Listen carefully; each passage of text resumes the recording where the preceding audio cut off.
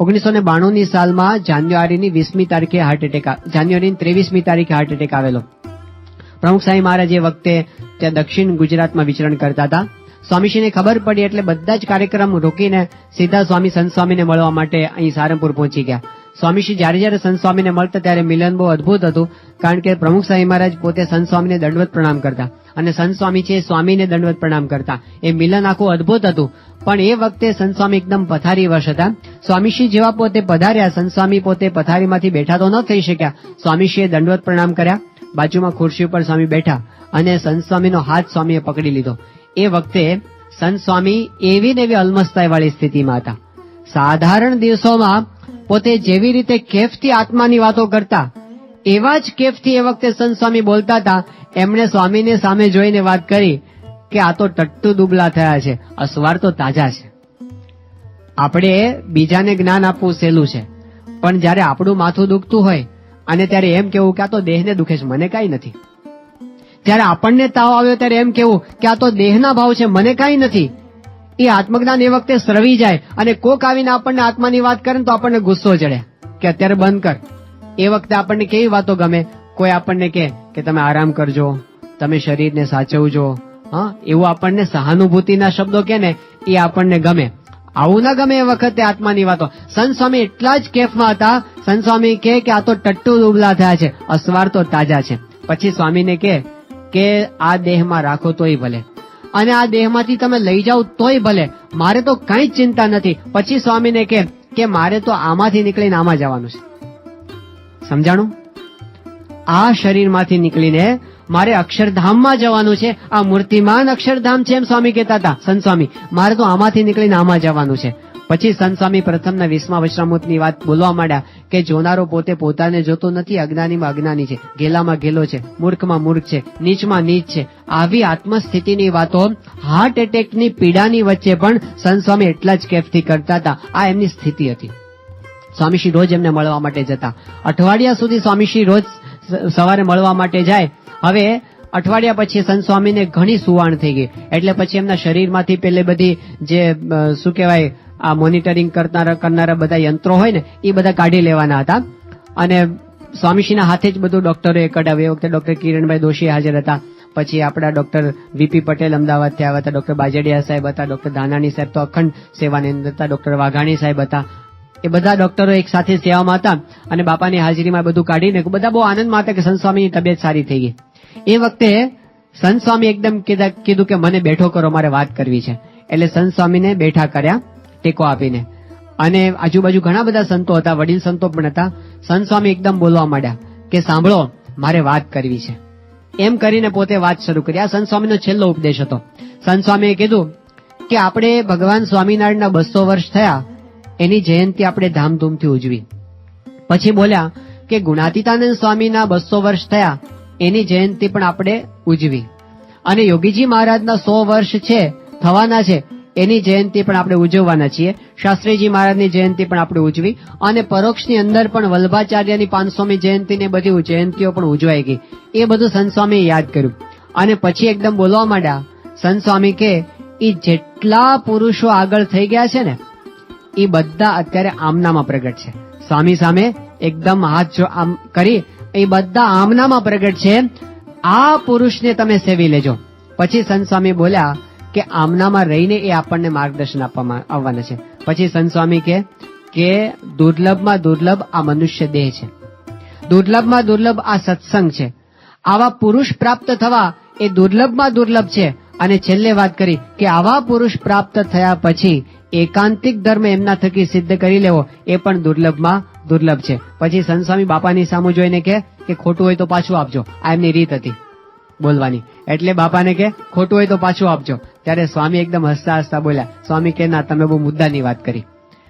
હવે પ્રસંગ એક નાનો છે, પણ આવી ઉચ્ચ સ્થિતિના પુરુષના મુખમાંથી જે જીવનના અંતિમ ઉદ્ગારો નીકળ્યા છે એ કયા છે કે આ પુરુષ એ પ્યોર છે, એ સાચા સંત છે. તો પહેલો વિચાર એ છે કે આપણને જે ગુરુને જે સંત મળ્યા છે એમનું જીવન અત્યંત શુદ્ધ છે. એમના હૃદયની અંદર કોઈ પણ પ્રકારનો ડાઘ નથી, દોષ નથી. એમના હૃદયમાં કોઈના પ્રત્યે રાગ દ્વેષ નથી, એમની અંદર કોઈ પણ પ્રકારનો અહંકાર નથી, એના અંતરની અંદર કોઈનું ભૂંડું કરવાનો વિચાર સ્વપ્નમાં પણ આવ્યો નથી, એવું એમનું જીવન છે. એ વિચાર આપણે પહેલા કરવાની જરૂર છે. એમના હજારો પ્રસંગો આપણે જાણીએ છીએ.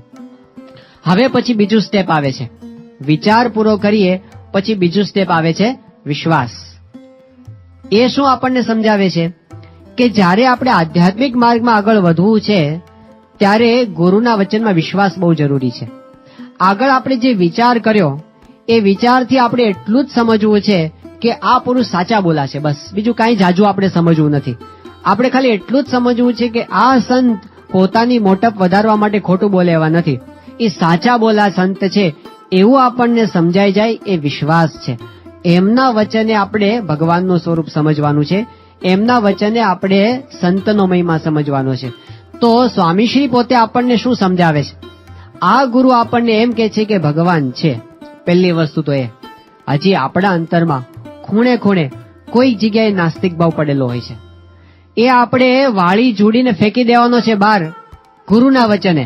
કે મારા ગુરુ મને એમ કે છે, વિવેકાનંદ સ્વામી પોતે બહુ તર્ક વિતર્ક વાળા હતા અને બહુ બુદ્ધિના દોડ હતા, પણ જે દિવસે રામકૃષ્ણ પરમહંસને પોતે મળ્યા અને એમને પોતે પ્રશ્ન પૂછ્યો, તમે ભગવાનને જોયા છે? કે આ જોયા છે. બુદ્ધિ બંધ કરી દીધી. તો એ નરેન્દ્રમાંથી વિવેકાનંદ બન્યા, નહીં તો ક્યાંય ફંગોળાઈ ગયા હોત, એની કોઈ કિંમત ન હોત. એની બુદ્ધિ એને જીવનમાં કોઈ સુખનો અનુભવ કરાવી શકી ન હોત. બુદ્ધિ કામ નથી લાગતી, ગુરુના વચનમાં વિશ્વાસ કામ લાગે છે. પ્રમુખ સ્વામી મહારાજ રાજકોટમાં બિરાજમાન હતા. એક યુવાન આવ્યો સ્વામીશ્રી પાસે. સ્વામીશ્રી હજી બહારથી આવતા હતા અને ગાડીમાંથી નીચે ઉતરાને તરત જ આવીને એકદમ પગે લાગ્યો. સ્વામીશ્રીએ એ યુવકને પૂછ્યું કે કઈ કામ છે? એ કે હા બાપા, મારે એક પ્રશ્ન પૂછવો છે. સ્વામી કે પૂછ, શું પ્રશ્ન છે? એ યુવાને પ્રશ્ન પૂછ્યો કે આપે ભગવાનને જોયા છે? સ્વામી એકદમ બોલ્યા કે હા, અમે ભગવાનને જોયા છે. પેલા કે તાદૃશ છે તમને? સ્વામી કે હા, તાદૃશ છે અમને. સ્વામી કે અમે ભગવાનને જોયા છે એટલે તો અમને આનંદ છે, અને અમે ભગવાનને જોયા છે એટલે તો અમે ભગવાનની વાત કરીએ છીએ. તો એ યુવક બોલ્યો કે સ્વામી મને દેખાડો ને. ત્યારે એ વખતે સ્વામી બોલ્યા કે એના માટે ગુરુના વચનમાં વિશ્વાસ રાખીને મંડવું પડે. વિશ્વાસ, ગુરુના વચનમાં વિશ્વાસથી આપણે સ્વીકારવાનું છે ભગવાન છે. બીજી વસ્તુ, એ આપણને એમ કહે છે કે એ ભગવાન સર્વ કરતા છે, એટલે આપણે સ્વીકારવાનું કે હા બાપા કહે છે એટલે ભગવાન સર્વ કરતા છે. આપણી બુદ્ધિમાં બેસે કે ન બેસે. બાપા એમ કહે છે, મારા ગુરુ એમ કહે છે કે એ ભગવાન અણુ અણુમાં વ્યાપક છે, એટલે હા અણુ અણુમાં વ્યાપક છે જ. મારા ગુરુ એમ કહે છે કે એ ગુરુ એ ભગવાન સર્વ સુખના નિધિ છે, એટલે આપણે સ્વીકારીએ છીએ હા એ સર્વ સુખના નિધિ છે. ગુરુ એમ કહે છે કે ભગવાન સર્વોપરી છે, એટલે આપણે કહે છે કે હા એ સર્વોપરી છે. ગુરુ એમ કહે છે કે એ ભગવાન સ્વામિનારાયણ છે, એટલે આપણે કીધું કે હા એ ભગવાન સ્વામિનારાયણ છે. એમણે કીધું કે એ ભગવાન આજે પ્રગટ છે, એટલે આપણે કહે છે હા એ ભગવાન આજે પ્રગટ છે. એમના વચનથી વિશ્વાસ આપણને આવે. પ્રમુખ સ્વામી મહારાજ તારીખ 8 ઓક્ટોબર 1991 ના દિવસે આફ્રિકાના વિચરણમાં હતા. લિલોંગ વેથી દારે સલામ જતા હતા. પ્લેનની અંદર એક સંતે પ્રમુખ સ્વામી મહારાજને પ્રશ્ન પૂછ્યો કે અમારે આપને કેવા સમજવા. સીધો જ પ્રશ્ન હતો, અમારે આપને કેવા સમજવા. અને સ્વામીશ્રી જે બોલ્યા છે એ હું વાંચું છું. સ્વામીશ્રી સીધું જ બોલવા માંડ્યા, પૂર્ણ પુરુષોત્તમ નારાયણ શ્રીજી મહારાજ સર્વોપરી સાક્ષાત જ છે, રોમે રોમમાં મહારાજ છે, શ્રીજી મહારાજના અખંડ ધારક છે. તમે ગાઓ છો ને, સંત તે સ્વયં હરિ, એમની આંખમાં જોનારા ભગવાન છે. બોલનારા, સાંભળનારા, જમનારા ભગવાન જ છે. એમાં રોમનોય ફેર નથી. આ તો દેહ જુદો દેખાય છે, પણ સાક્ષાત મહારાજ જ છે. કોઈ રાગ દ્વેષ દોષો છે જ નહીં. નિર્મળ પવિત્ર અંતઃકરણ છે. મનુષ્ય ભાવ બતાવે પણ દિવ્ય જ છે. એમાં સર્વે આવી જાય. આ સર્વોપરી નિશ્ચય છે. આપણે જે જીવનો સત્સંગ કરવાનો છે એ જીવનો સત્સંગ આવી દ્રઢતા થાય એ છે.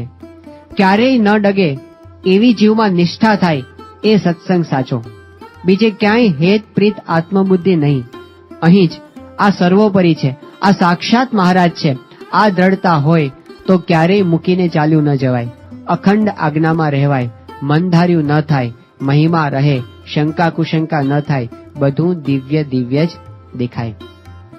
આ શબ્દોને આપણે એઝ ઇટ ઇઝ ગ્રહણ કરવાના છે. ગુરુજી આપણને સમજાવે છે, સ્વામીશ્રી આપણને સમજાવે છે. પૂર્ણ પુરુષોત્તમ નારાયણ શ્રીજી મહારાજ સર્વોપરી સાક્ષાત આપણને એમના દ્વારા દર્શન આપે છે. જુઓ, ફરી યાદ કરી લઈએ, આ એવા સંત નથી કે જે પોતાનો મહિમા સમજાવવા માટે ગપગોળા હાકે. એમના જીવનમાં અસંખ્ય પ્રસંગો આપણે જોયા છે જેમાં હંમેશા પોતાની મોટપને ઢાંકતા આવ્યા છે. એમની અહમ શૂન્યતા આપણને મૂર્તિમાન અનુભવાય છે. જે એમના યોગમાં આવ્યા બધાને એમની આંખોમાં આપણને નમ્રતા દેખાય, એમની ચાલમાં આપણને એમની અહમ શૂન્યતા દેખાય. એમણે કોઈ દિવસ ભગવાનનું દાસત્વ મૂક્યું નથી અત્યાર સુધી. એવો એમનો અખંડ એક ધારું જીવન આપણને જોવા મળે છે. એ પુરુષે ખાનગીમાં ક્યારે એવું નથી કીધું કે હું ભગવાન છું. આ જગ્યાએ આપણને જે શબ્દો કીધા છે એ પણ આપણે સમજીએ. આમાં પણ એમણે એવું નથી કીધું કે હું ભગવાન છું. એમણે સિદ્ધાંત પ્રમાણે વાત કરી કે તમે ગાઓ છો ને સંત તે સ્વયં હરિ, એટલે પોતે સંત છે અને સંતમાં રહેનારા ભગવાન છે. જે શ્રીજી મહારાજે પ્રથમના 27માં વચનામાં કીધું, એની આંખમાં જોનારા ભગવાન છે, એની પગમાં ચાલનારા ભગવાન છે, એના રોમે રોમમાં ભગવાન રહ્યા છે. આવું મહારાજ આપણને કહે છે. સારંગપુરનું 10મું વચનામૃત મહારાજ આપણને કહે છે, આવા સંતના દર્શન થાય ત્યારે એમ સમજવું મને સાક્ષાત્કાર ભગવાનનું દર્શન થયું. પ્રથમનું 37મું વચનામૃત, એવા સંતના દર્શન તો ભગવાનના દર્શન તુલ્ય છે, એવું મહારાજે આપણને કીધું. હવે આપણને એવું મનાવવું જોઈએ કે મેં ભગવાનને જોઈ લીધા છે. સત્પુરુષના વચને, ગુરુના વચને આપણને એ દ્રઢ પ્રતીતિ થવી જોઈએ કે મેં ભગવાનને જોઈ લીધા છે. તો બીજું સ્ટેપ છે વિશ્વાસનું. વિશ્વાસથી to believing is seeing. Believing is seeing. આપણે સીઈંગ ઇઝ બિલીવિંગ તો આપણે માનીએ છીએ, પણ બિલીવિંગ ઇઝ સીઈંગ એટલે શું? કે તમે જો દ્રઢતાપૂર્વક એ માનો તો એ સાક્ષાત્કાર તુલ્ય છે, એ વસ્તુ જોયા તુલ્ય છે. તો આપણને ગુરુના વચનમાં અતિ દ્રઢ વિશ્વાસ હોય તો એ આપણા માટે ભગવાનના દર્શન તુલ્ય છે. તો સ્વામીશ્રી આપણને વિશ્વાસથી એ સમજાવે છે, આપણને સર્વોપરી ભગવાનની આ દેહ કરીને પ્રાપ્તિ થઈ છે. હજારો વર્ષોની સાધના પછી ઋષિ મુનિઓને જે સ્વરૂપની ઝાંખી નથી થઈ એ હરતા ફરતા આપણી સામે છે. આ કાળે આ સંત ખોટું બોલે એવા નથી એમ સમજીને આપણે જો સ્વીકારીશું તો આપણને આનંદના દ્વાર ખુલી જશે. અને એ વિના ગમે તેટલા બુદ્ધિના તર્ક દોડાવીશું ને, બુદ્ધિથી કોઈ દિવસ આધ્યાત્મિક માર્ગમાં એક ડગલું પણ ચાલી શકાતું નથી. 10 ડગલા પાછળ હટી શકાય છે, એક ડગલું આગળ ચાલી શકાતું નથી. તો વિશ્વાસથી આપણે ભગવાનનું સ્વરૂપ સમજીએ છીએ કે આ ભગવાન એ મનુષ્ય દેહ કરીને મને મળ્યા. હવે પછી ત્રીજું પગથિયું આવે છે, એ છે વિચારનું.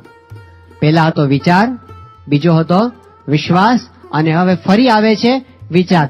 એ વિચાર કયો છે? એ વિચાર આપણને એ સમજાવે છે કે જો આ વાત સાચી હોય તો હવે મારે કાંઈ પામવાનું બાકી રહ્યું નથી. જો આ વાત સાચી હોય તો હું કેટલો કૃતાર્થ થયો છું, કેટલો ધન્ય થયો છું. આ બ્રહ્માંડમાં મને કેટલી બધી વસ્તુ આ મનુષ્ય દેહ કરીને મળી ગઈ, એને આપણે માણવાની છે. એ આનંદને આપણે ભોગવવા માટેનો પ્રયત્ન કરવાનો છે. એ છે ત્રીજા સ્ટેપનો વિચાર.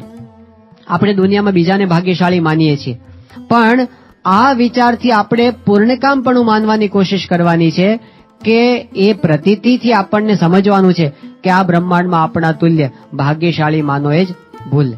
આ એકદમ સીધી સિમ્પલ વાત છે. આપણને કોઈ એમ કહે કે તમે બિલ ગેટ્સ કરતા વધારે ભાગ્યશાળી છો, આપણને કોઈ એમ કે વોરેન બફેટ કરતા વધારે ભાગ્યશાળી છો, આપણને કોઈ એમ કહે કે તમે ઓબામા કરતા વધારે ભાગ્યશાળી છો, એટલે આપણને મનમાં શું વિચાર આવે કે આ ટાઢાપોરની હાકે છે, આ જવા દે છે. હાવ કે કોણ બિલ ગેટ્સ ખબર છે, કોણ અંબાણી ખબર છે, કોણ ઓબામા ખબર છે, અને આપણે તો હાવ ક્યાં બેઠા છીએ. પણ હકીકતમાં એ વસ્તુ 100% સત્ય છે. એક સીધું સાદું ગણિત છે. સીધું સાદું ગણિત શું છે કે ભગવાનને સંત પ્રગટ મળ્યા એટલે આપણે નિર્ભય થઈ ગયા. આ લોકમાં નિર્ભય થઈ ગયા ને પરલોકમાં પણ નિર્ભય થઈ ગયા. એમણે આપણને કલ્યાણનો કોલ આપી દીધો. આ સ્વામીશ્રીના વચન છે, બાપા અહીં જ બોલેલા. આજ આપણે અત્યારે જે સભા મંડપ છે ને એની આગળનો ઓટલો, ત્યાં સભા થઈ હતી હરિજયંતીની. 1 વર્ષ પણ પૂરું નથી થયું, 10 મહિના થયા. એ વખતે સ્વામીશ્રી સભાની અંદર બોલેલા, સ્વામી કે આપણને આ મહારાજ મળ્યા, સંત મળ્યા, આવા ગુરુ મળ્યા. સ્વામી કે આપણા માટે આ છેલ્લો જન્મ છે, આપણે ફરી વખત આવવાનું નથી. છેલ્લો જન્મ છે સ્વામી કે આપણે બધા અક્ષરધામમાં જવાના છીએ. આ એમણે ગેરંટી આપણને આપેલી છે. એમણે આપણને વચન આપ્યું, અંતકાળે પોતે તેડવા માટે આવે છે. એવા અત્યારે અસંખ્ય પ્રસંગો આપણી નજર સમક્ષ છે કે સ્વામી શ્રી અંતકાળે દર્શન આપી અને ધામમાં લઈ ગયા હોય, પ્રતીતિ કરાવી હોય કે હું તમને ધામમાં લેવા માટે આવું છું. સ્વામીશ્રીને એવી ટેવ નથી અમથા અમથા વચન આપવાની. ઘણી વખત રાજકારણમાં એવું બધું ચાલતું હોય છે કે આપો ને વચન, અત્યારે તો વોટ લઈ લો. એવું સ્વામીશ્રીના જીવનમાં આપણે ક્યારેય જોયું નથી. નાનામાં નાનું વચન 1997ની સાલમાં સ્વામીશ્રી પોતે ત્યાં ભરૂચમાં બિરાજમાન હતા અને સ્વામીશ્રીનો આગળનો કાર્યક્રમ ગોઠવાતો હતો. હવે એ વખતે બાપાએ વચ્ચેના 2 દિવસ હતા ભરૂચથી નીકળ્યા પછીના, એ કોઈને કહ્યું નહોતું ક્યાં જવાનું છે. બધા અટકળો કરતા હતા કે સ્વામી આ 2 દિવસ જવાના છે ક્યાં? અહીંથી નીકળી જવાના છે એ તો કહી દીધું છે, પણ ક્યાં જવાના છે તે તો કીધું નથી. પછીનો કાર્યક્રમ છે પણ વચ્ચેના 2 દિવસ એ સ્વામીએ પોતાના રાખી મૂક્યા હતા. છેલ્લા દિવસે સ્વામીએ વાત કરી કે આપણે કારવણ જવાનું છે. ભરૂચની પાસે કારવણ કરીને એક ગામ છે. સ્વામીશ્રી પોતે એ ગામની અંદર પધારે. બધાને આશ્ચર્ય કે નથી ત્યાં કોઈ મંદિરની મૂર્તિ પ્રતિષ્ઠા, નથી કોઈ પારાયણ, નથી કોઈ મોટા હરિભક્તનું આમંત્રણ, પણ સ્વામી આ ગામમાં જવાનું પસંદ કેમ કર્યું? કેમ એમણે આ કાર્યક્રમ ખાસ ગોઠવ્યો? પછી ખબર પડી બધાને કે કારણ એ હતું કે અભય જયસ્વાલ નામનો એક 10 વર્ષનો બાળક એ ગામમાં રહેતો હતો. હવે એ બાળકે 5 વર્ષ પહેલા બાપાને બોચાસનમાં મળ્યો ત્યારે વિનંતી કરી હતી કે બાપા તમે અમારે ત્યાં આવશો, અમારે ગામ કારવણમાં.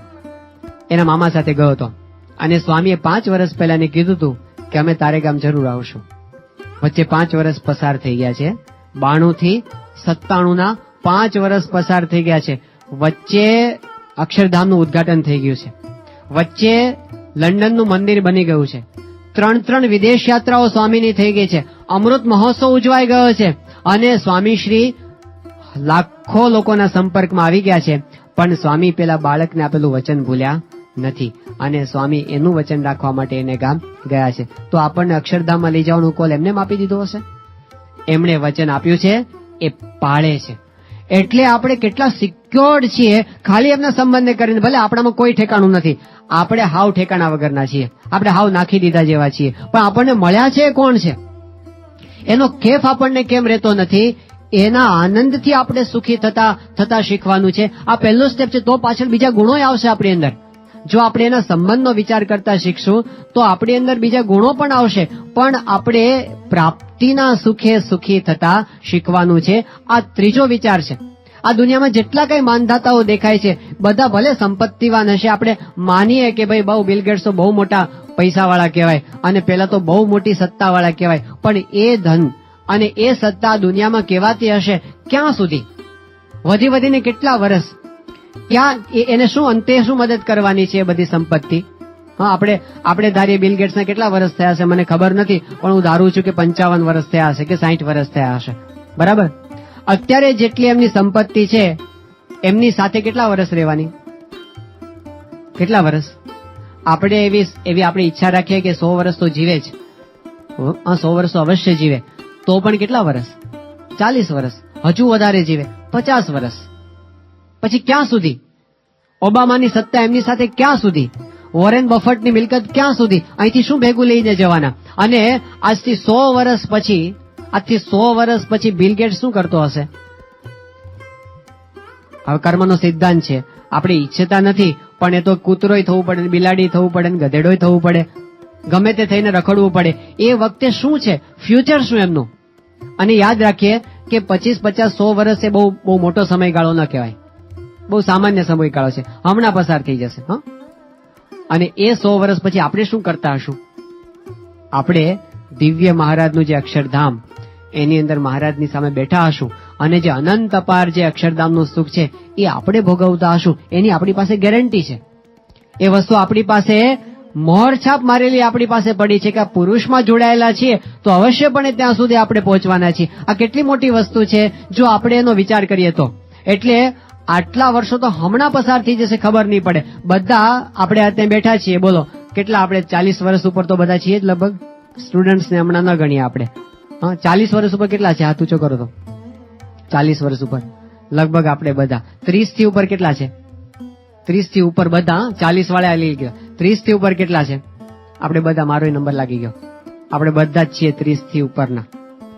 30 વર્ષ ક્યાં પસાર થઈ ગયા ખબર પડી નથી. આપણને એવું લાગે છે હમણાં તો આપણે ગલીઓમાં રમતા હતા, આપણને એમ લાગે છે હમણાં તો આપણે સ્કૂલમાં જતા હતા, યાદ કરશો તરત યાદ આવી જશે. હમણાં જ ખબર નથી પડતી 30 વર્ષ ક્યાં પસાર થઈ ગયા. તો પછી સમય તો કેટલો ઝડપથી પસાર થાય છે. એક તાળી પાડો બધા મારી સાથે, સાથે સાથે બધા જ તાળી પાડો. હજી હા, હવે 3 તાળી પાડો. બસ એક તાળી પાડતા વાર ન લાગી, એમ 3 તાળી પાડતા વાર ન લાગી. પહેલા 30 વર્ષ જતા વાર ન લાગી, એમ બીજા 30 વર્ષ, ત્રીજા 30 વર્ષ, ચોથા 30 વર્ષ હમણાં પસાર થઈ જશે. ખ્યાલ નહીં આવે જીવન ક્યાં પસાર થઈ ગયું. તો પછી જીવનના પ્રશ્નોને પસાર થતા પણ વાર નહીં લાગે. અને જીવનમાં આપણે જેને બહુ મોટી ઉપલબ્ધિઓ માનતા હોય, જેને લીધે આપણે આપણી જાતને સફળ માનતા હોઈએ, જેને લીધે આપણે આપણી જાતને મહાન માનતા હોય, જેને લીધે આપણે આપણી જાતને બહુ બુદ્ધિશાળી અને ડાયા અને આમ આમ આમ આપણે વટ પડતા હોય, મોભાવાળા માનતા હોય, એ બધું 50-50 વર્ષમાં બધું જતું રહેવાનું છે. કઈ વસ્તુ આપણી સાથે રહેવાની છે, કઈ વસ્તુ એવી છે કે જે આપણને શાશ્વત ધન્યતાનો અનુભવ કરાવવાની છે, એ આ છે. બધું જતું રહેશે.